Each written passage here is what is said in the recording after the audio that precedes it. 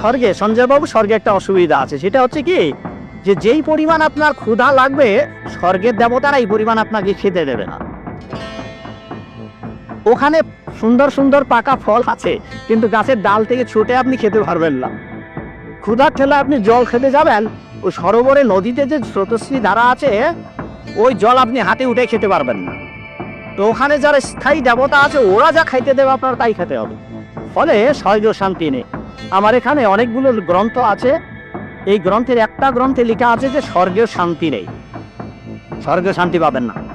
এক, ওখানে 18 বছরের যুবক হবেন, জন্মাবেন, রোগগ্রস্ত হবেন, তারপর অবশেষে 10,000 যেদিন পূর্ণ হবে তখন আপনার এই গলের মালাটা শুকিয়ে যাবে, গলের মালাটা আপনার গলা থেকে ছিঁড়ে যাবে। সঞ্জয় বাবু, দীপক বাবু, 10,000 বছর পূর্ণ হলে আবার স্বর্গেতে মারা গেল। সর্বপ্রথম যে খাবারটা জান্নাতীরা যেটা খাবে এটা হচ্ছে মাছের ভুনা কলিজা। মাছের ভুনা কলিজা, সুবহানাল্লাহ পড়েন। ফেরেশতারা ট্রের মধ্যে কোণে জান্নাতি বিশাল সমুদ্রের মাঝখান থেকে ধরে আনা বড় বড় মাছের কলিজাগুলোরে ভুনা করে করে ফ্রিজ আর ট্রেতে করে জান্নাতীদের সামনে এভাবে দাঁড়িয়ে থাকবে।